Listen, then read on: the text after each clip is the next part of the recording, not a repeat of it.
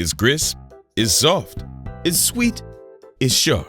And if all goes according to plan, it's the kind of pastry that'll make you stop mid-bite and reconsider your life choices for an entire afternoon.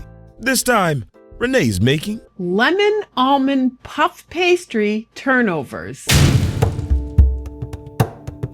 These lovely pillows of goodness are filled with a professional style patisserie lemon curd that has a clean citrus snap. There's also almond frangipane in there for a sophisticated soft chew. It's a classic old world combination that is so much easier to prepare than you might think. It requires a puff pastry, and for some, that is about where this conversation would end. But not so fast, because I'm going to show you a way to make puff pastry that takes about 15 minutes to put together and has a crumb that is so good, people will not be able to tell you've cheated.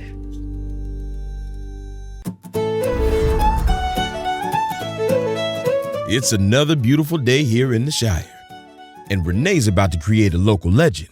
First step, we're gonna get some butter. That's how this all goes down. Radio lamination, 15 minutes is all it takes. Radio lamination, amazing lift when it bakes.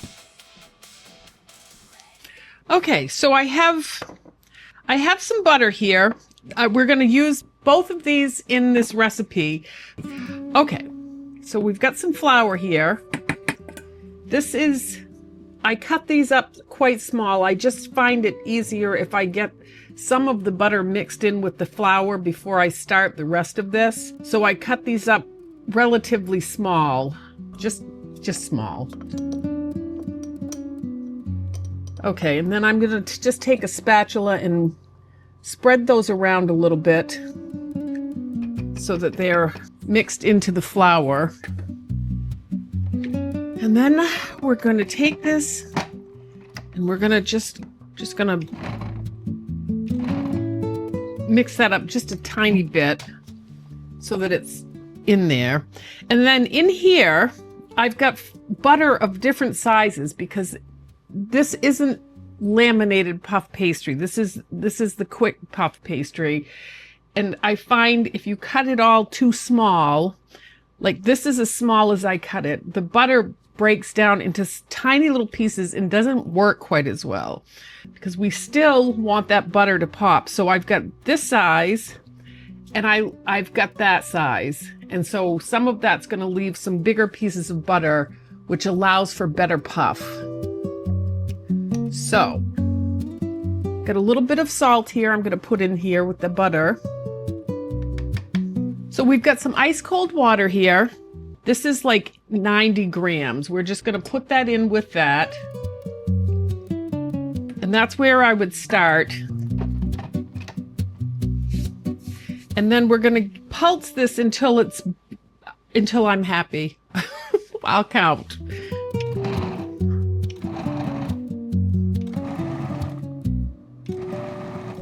So I'm trying to get this flour mixed in so that I can clump it together, but I still see some flour down here. So we've got 7 pulses and I don't want to overmix this. So I'm going to put just a little bit more water in there.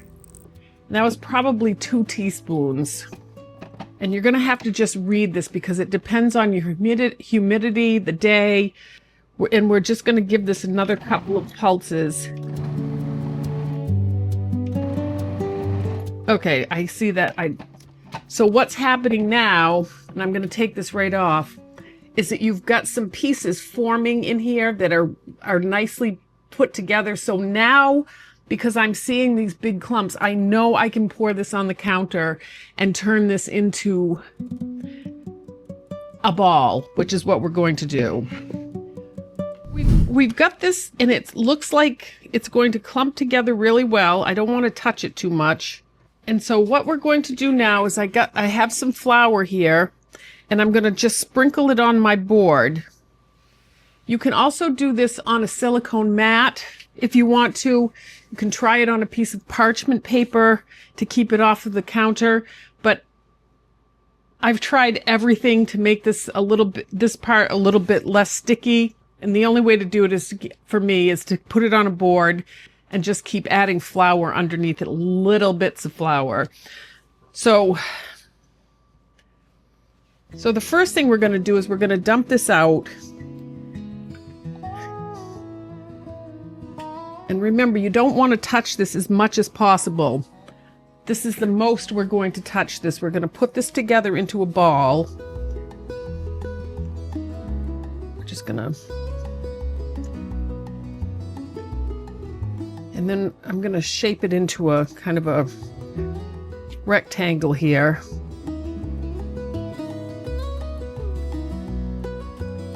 Okay. And then I am going to put some more flour underneath that because that will definitely stick if you don't. All right, so we're going to get our rolling pin. And then the next thing, I know a lot of people sprinkle the flour on the top, and if it's really a sticky dough, you can do that. But I find that it treats the dough better if you just rub your rolling pin, because the only thing you're trying to do with the flour on the top is keep the rolling pin from sticking, and you tend to get a little less flour mixed in with this dough. So we're going to start rolling this out. And despite all of the beating that we did, if you look at that, you can see dough chunks throughout this.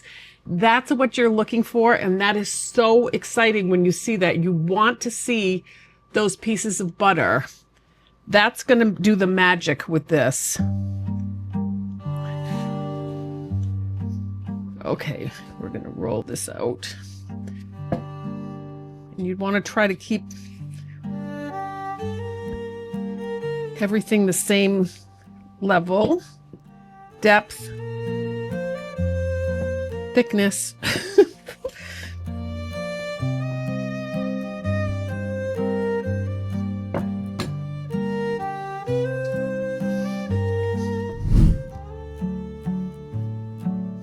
You want to roll this out into a rectangle. And that's looking pretty good there. Okay. And so what we're going to do now, and this is the first roll. This is the first fold.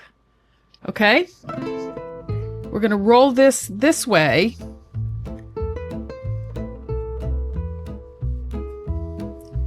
And then what I like to do is just get that, just lightly roll down this,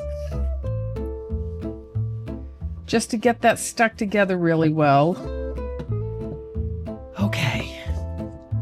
And then the coolest thing about this is what Mr. Producer said to me. He said, I'd just roll it up. That'll give you 1,000,000 layers. And I'm like, what? And so I'm rolling this up.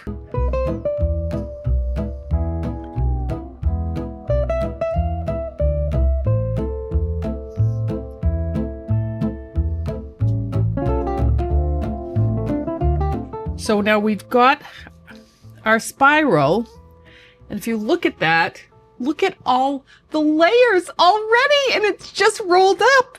And so we're going to squish this down just a little bit. And like I said, I don't like to touch it too much. We're just going to roll it out just a little bit. And I can still see it. Here's a big blob of butter here. There's big blobs, and then no butter. So that looks perfect. I'm going to wrap this up in a piece of parchment paper, put it in the refrigerator for an hour or so, and this is it. It is ready to use once it's cooled off and become very cold. And this dough is done. Yay! I'm so excited. I just love the fact that this actually works. It really works. Okay. I'm going to put it in the refrigerator. I'm going to get the parchment paper. Okay. So we're going to wrap that up. You can also use saran wrap if you want to, but I find I just like the parchment paper. Okay. Radio lamination, puff pastry, here we come. Renee's radio lamination is complete, and it is back in the fridge like it has something to prove to the judges. There are no judges. After the break, she's going to make the fillings for these lemon almond turnovers all from scratch. And not long after, this will simply become a conversation regarding the merits of willpower. Don't go anywhere. Quick question. So many people feel threatened by puff pastry. It can be somewhat difficult to make. Is puff pastry something you're afraid of? I'm wondering if there are any other recipes that are daunting in the same way that puff pastry seems to be. Tell me in the comments below. I love reading your comments. Okay, so the next thing we're going to make is patisserie, lemon filling. We've got some sugar and we have some lemon zest that I took off of 2 lemons. We're going to put that in the sugar and we're going to mush that up in that sugar because there's all kinds of lemon yumminess in that zest, and I want the sugar to taste as much like lemon zest as possible before we put it into this filling. And so you're just squishing that together to get that flavor really mixed in there. All right, and we're going to set that to the side for the moment. The next thing we're going to do is we're going to separate some eggs. We're going to use 1 whole egg. 1 whole egg, and then we're going to use 3 egg yolks. So I'm going to just separate these eggs.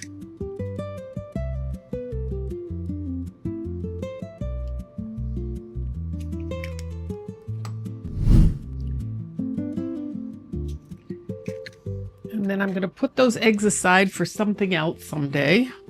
And I'm going to give those eggs a whisk. And you really want to get these mixed up. You don't want any egg white.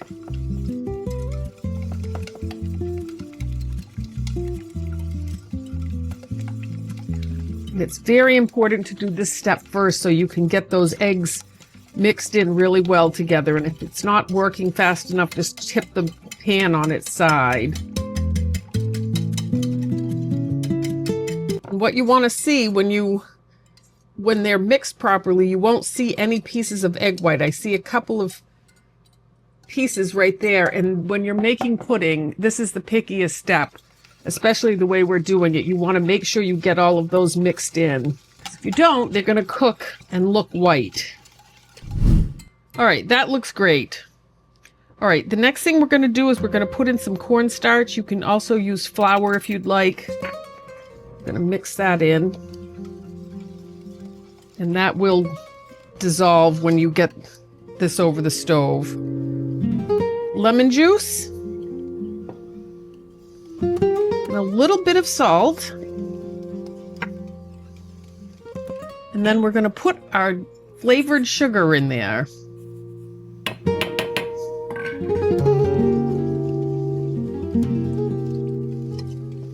Mix that up really well. And now we're going to put this on the stove. Okay, and we're going to put this on a medium heat.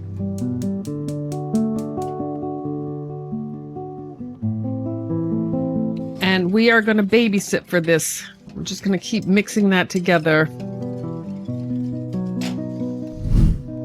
We'll let that sit for a minute. Oh, and the smell of that lemon is unbelievable. And the key to this is the medium heat to keep those eggs. We didn't temper the eggs or anything. We're tempering them as we cook. But if you cook this too fast, the eggs cook faster than the other ingredients and they turn into scrambled eggs. So you just want to, this takes a little bit of patience, but it is well worth it. It's so easy. And it's, as you can see, that cornstarch is nicely mixed in. and I can tell it's thickening up. I've got some stuff going on in the bottom, and we're going to make sure that this is thick enough to stay in the pastry without running. So I'm going to show you, we're getting close, exactly what it should look like.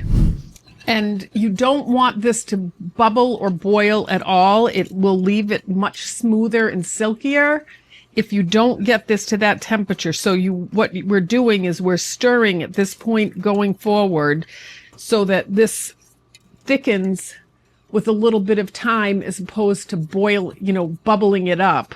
And nothing is sticking. You can see the bottom, it's perfectly clean. And you just want to keep stirring. And I don't want that to drip off of my spatula. I want it to stay on my spatula. This is thicker than you would use for like a pudding type dessert or something to put along the plate with a normal dessert. See, that's still blopping too much. It's going to blop a little when it's hot anyway, but this is not, I want it thicker. But look, it's getting, you can tell, it's getting, see, blop, but no bubbles allowed. It's trying to bubble. I don't want any bubbles there. See, that's almost there. Whoops. See, it tried to bubble again. This little whisk is great. I was going to use that one, but I have a smaller pan here, and this one is getting into the corners perfectly.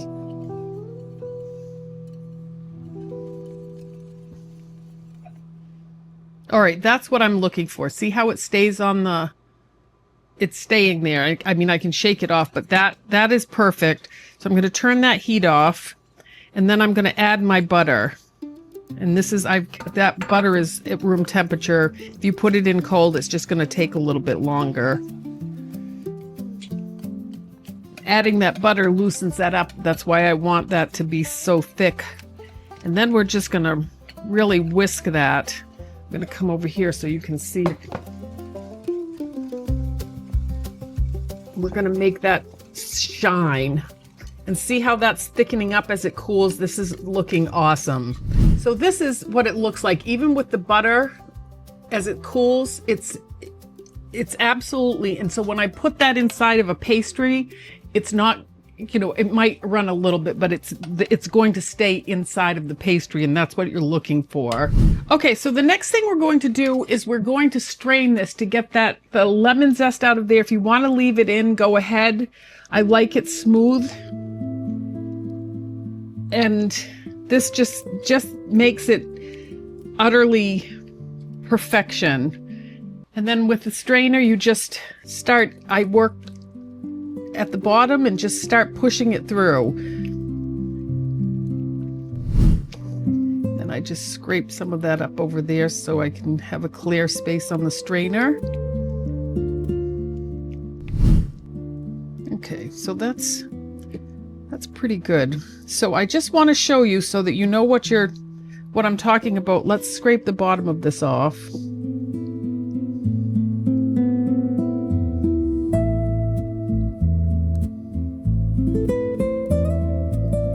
Okay, I think we've gotten as much as we can get off of there, but I do want to show you what I was talking about the eggs. There's a little piece right there and right there, and there's a couple of little pieces. This is acceptable. I mean, it's in there. Sometimes if you don't beat it like I was beating it, this whole thing is just covered with egg white. So half of the egg that you're using is now in the strainer. So you're going to have a couple of pieces. Don't be discouraged. That's normal, but that's what I'm talking about. Oh, shouldn't. Okay. Oh, I have something I want to show you. Whoops, wait. Please subscribe. We really appreciate all of you. Thank you so much.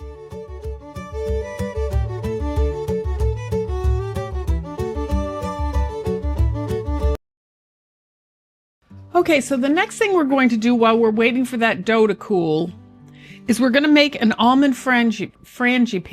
Frangipane? It's frangipane. I'll just say, you can all tell me how I'm supposed to be saying it.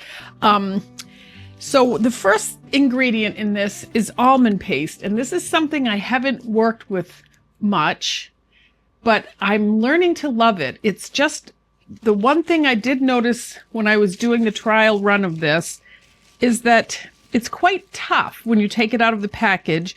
And if it dries out at all, it gets tougher. So I cut these into little pieces to make them easier to manage, and found that if I did it in a small food processor like this, with these cut up, it worked better. We're going to use an egg yolk, so we're going to separate an egg. Oops. Woo.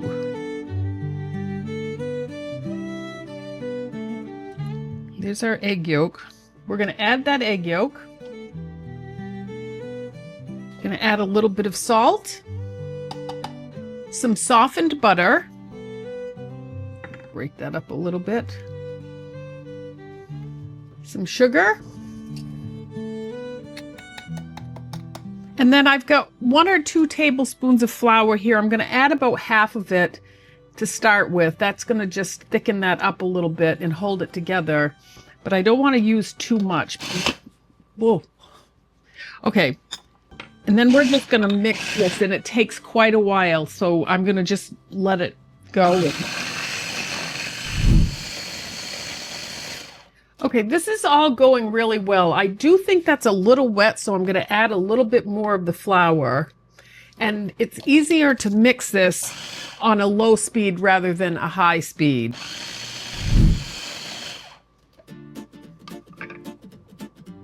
This is a nice thick paste, and I don't feel anything in there. It's nice and clear. And so what we're going to do now is we're going to get ready to go to the next step. Now we're going to make a little cream-based sugar topping. So if you're used to an egg wash on your pastries, you can absolutely do that, but I am not going to be using that today. And it's just a little bit of cream and a little bit of sugar, and you can make as much or as little as you want of this. You just want it to be able to spread, but you want it to be thick enough not to totally wet that pastry. So we're gonna just get this thick enough to get that on there. Okay, so I'm gonna roll this out, and you want to put some flour down, and you don't want too much. And then we're going to start rolling this out, and I'm going to actually go this way, 4" by 4" approximately. So we're going to start rolling this out.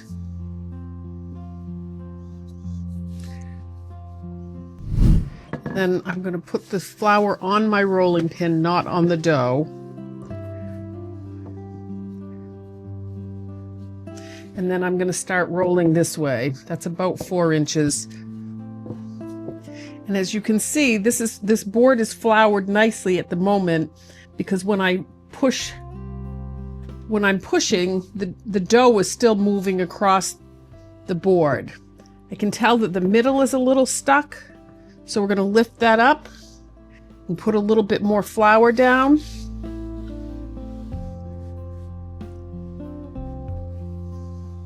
And we're going to keep on rolling. See how that's moving nicely across the board? Okay. And I'm quite happy with the thickness of those.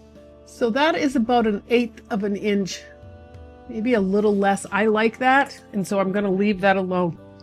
And this is about 20 inches. Yep, it's about 20 inches long.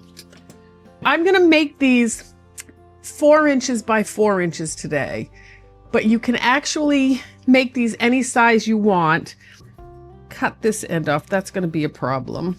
I'm going to cut that little... And then I'm going to just cut this and make that square. We'll leave that alone. Then I'm just going to put my ruler down. I'm going to go.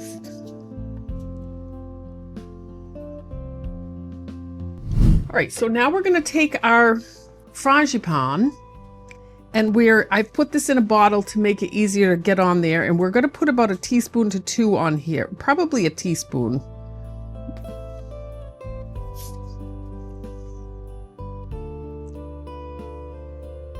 Okay, and then I have my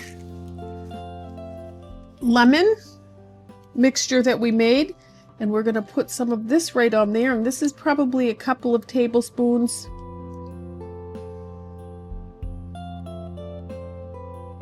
I'm going to take a knife, and I'm just going to, you don't want to get too close to the edges. I'm just going to spread that up towards the middle, just a little bit, just to make sure that every bite has a delicious taste. So now I am not crimping these edges. I'm folding this over. Just going to press them down gently.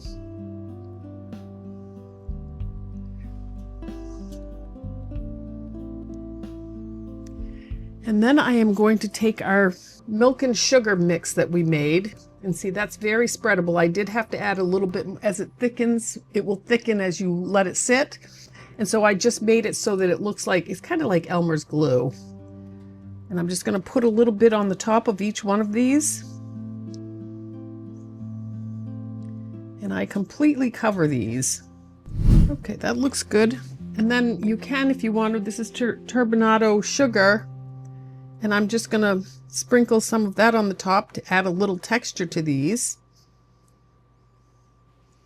All right, and then we're going to take these and put them on our board. And we're going to put them in the refrigerator for about 5 minutes, because you want these cold when they go into the oven, because you want them to pop. Okay, these have been sitting in the refrigerator for about 5 minutes, and they're nice and cold. I have a nice hot cookie sheet in the oven.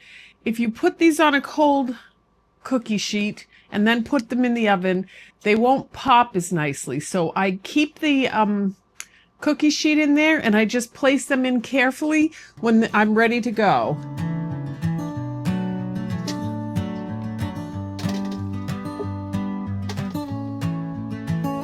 The oven is at 400 degrees, and we're going to cook these for about 20 to 25 minutes, but I'm going to check them around 17 minutes.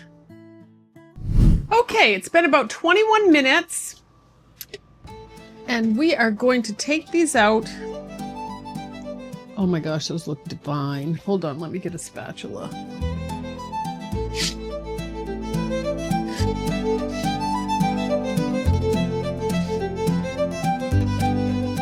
Okay, I can't touch these right now. They're boiling hot. Those look gorgeous. So now we're going to let these cool down. They're molten hot inside. You don't want to eat these. You want to let them cool down just a little bit, probably about 10 minutes before you sink your teeth into one of these. And we'll see how the crunch is. I can't wait. I don't know about you, but I think my breakfast plans are pretty well made for the rest of the week. Well, tomorrow anyway. Stick around, because when we get back, Renee's going to show you just how well a radial lamination puff pastry technique actually works. Right after this. Okay, so here is what we've made today, and I tried several different sizes just to show you that you can make these any size. You can even make them into triangles. I think the ones that turned out my favorite way are the ones that I didn't seal down. I just folded it over and just gently pushed down on the middle a little bit. I like the way that looks. And this one is another one of those that they just kind of popped open. These are so flaky. I can't even describe to you how flaky these are. I'm going to give this a try, but I don't know if you can appreciate the sound, but this is just, it's like,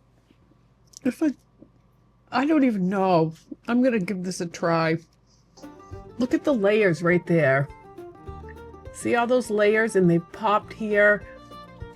They've popped And I'm just going to give it a bite. Mm.